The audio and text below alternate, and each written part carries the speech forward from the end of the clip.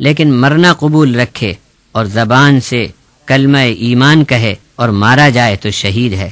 صحابہ اکرام رضی اللہ عنہم میں سے بہت سے لوگ جیسے حبیب ابن زید ابن عاصم اور حضرت خباب ابن ارت اور حضرت عمار ابن یاسر اور حضرت بلال حبشی اس طرح کی آزمائش میں ڈالے گئے اور امتحان میں کامیاب رہے۔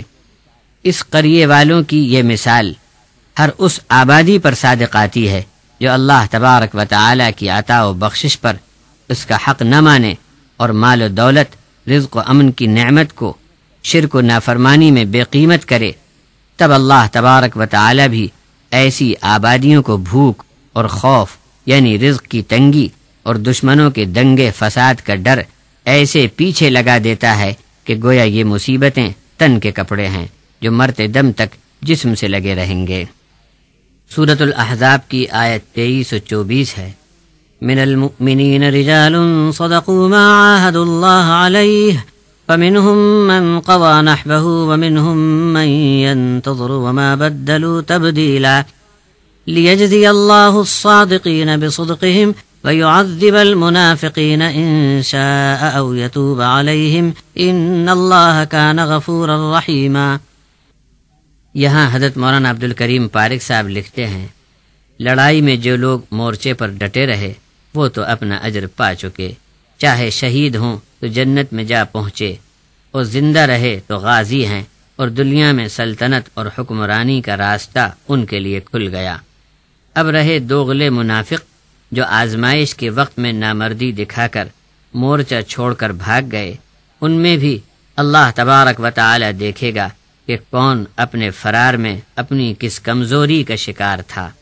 جس کے دل کی جیسی حالت ہوگی اسی کے مطابق اس کے ساتھ معاملہ ہوگا۔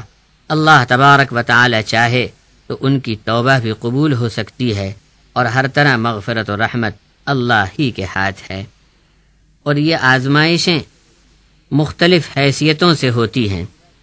سورۃ الشورى کی آیت 27 کی حضرت مولانا تفسیر فرماتے ہیں، رزق کی تقسیم میں کسی کو بہت، کسی کو ضرورت کے مطابق کم زیادہ رکھا، اس لیے کہ امیر کا امتحان مال دے کر ہو اور غریب کا صبر پر امتحان لیا جائے۔ پھر ایک سے دوسرے کا دامن باندھ دیا تاکہ ایک دوسرے کے کام آئیں۔ اگر سب کو برابر کر دیتا تو جہاں میں کوئی کسی کے تابع نہ رہتا۔ نبی اور امت، ماں باپ، اولاد، عالم، جاہل، طبیب و بیمار، بادشاہ و رعیت، حاکم و محکوم، تاجر و مزدور، زمیندار و کاشتکار، استاد و شاگرد، آنکھ والا و اندھا، مالدار و غریب کا فرق رکھا، درجات کی حد بندی کر دی، طاقتور و کمزور، مرد و عورت، یہ سب اس لیے کہ ایک سے دوسرے کا کام لگا ہوا ہے، ورنہ زمین میں سب برابر ہوں اور کوئی کسی کے تابع نہ ہو تو بڑا اودھم مچے اور دنیا ویران ہو جائے۔ آزمائش سب کی جاتی ہے۔ مؤمن کا ایمان نکھر کر سامنے آ جائے، بے ایمان حق کی طرف پلٹ آئے، وہ مہلت دیتا ہے، وہ چاہے تو غفلت و جرم پر ہلاک کر دے، مگر ایسا نہیں کرتا، سنبھلنے کا موقع دیتا ہے۔ سورۃ الانفال کی آیت 59 ہے۔ دنیا میں کوئی شخص کبھی کبھی بادشاہ یا حکومت کے ملک سے بھاگ کر بچ نکلتا ہے اور پکڑ میں نہیں آتا، اسی لیے دنیا کے بادشاہ اور حاکم اپنے مخالف کی فوراً دھر پکڑ کرتے ہیں تاکہ ہاتھ سے سرک نہ جائے، اور بعد میں حاکم وقت بے بس ہو کر تاکتا رہ جائے، اس لیے پوری طاقت اس پر لگتی ہے کہ دشمن فرار نہ ہو سکے۔ اللہ تبارک و تعالی کا معاملہ اپنے دشمنوں سے ایسا نہیں ہے، اس لیے کہ اسے کچھ خوف نہیں کہ کوئی شخص بھی اللہ کا انکاری ہو کر بھاگ نکلنے میں کامیاب ہوگا۔ ظاہر ہے کہ کوئی بھی کافر کہیں بھی بھاگ نکلے، آخر اللہ کی زمین اور آسمان کے باہر تو نہیں بھاگ سکتا، اور اگر زمین و آسمان سے بھی بھاگ نکلا تب بھی ہر جگہ اللہ تبارک و تعالی ہی کی بادشاہت ہے، اور اللہ رب العزت ہر جگہ چاہے مقام ہو یا لا مقام موجود ہے، اس لیے اپنے دشمنوں کو پکڑنے میں جلدی نہیں کرتا بلکہ ڈھیل دیتا ہے تاکہ سنبھل جائیں۔ سورت نمبر 22 الحج کی آیت 47 کے ذیل میں حضرت مولانا عبد الکریم پارک صاحب لکھتے ہیں، ایسی کھلی نشانیاں کہ اگلی قومیں حق کو جھٹلانے پر برباد ویران ہو کر اجڑ گئیں۔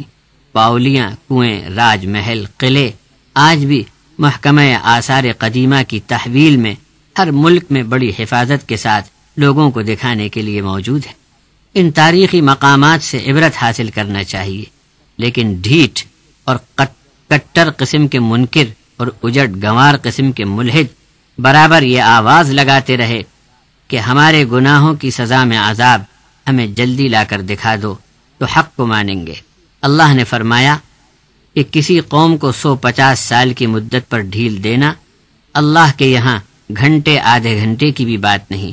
پھر اس قلیل وقفے میں بجائے اپنی اصلاح کرنے کے اور اودھم مچائے رکھنا، یہ حرکت ہے منکر لوگوں کی۔ ان کو جان لینا چاہیے کہ اللہ کی کائنات میں ہر جگہ دن 12 گھنٹے کا نہیں ہوتا۔ یہاں تم 1000 سال پر پہنچے اور اس کے دربار میں بس 1 دن کی مدت ہوئی۔ اس لیے ضروری ہے کہ کسی قوم کے لیے بھی ایسی زینت، آرائش، دبدبہ اور حکومت پر 102 برس کی مدت پر اترانا بھی محض فضول ہے۔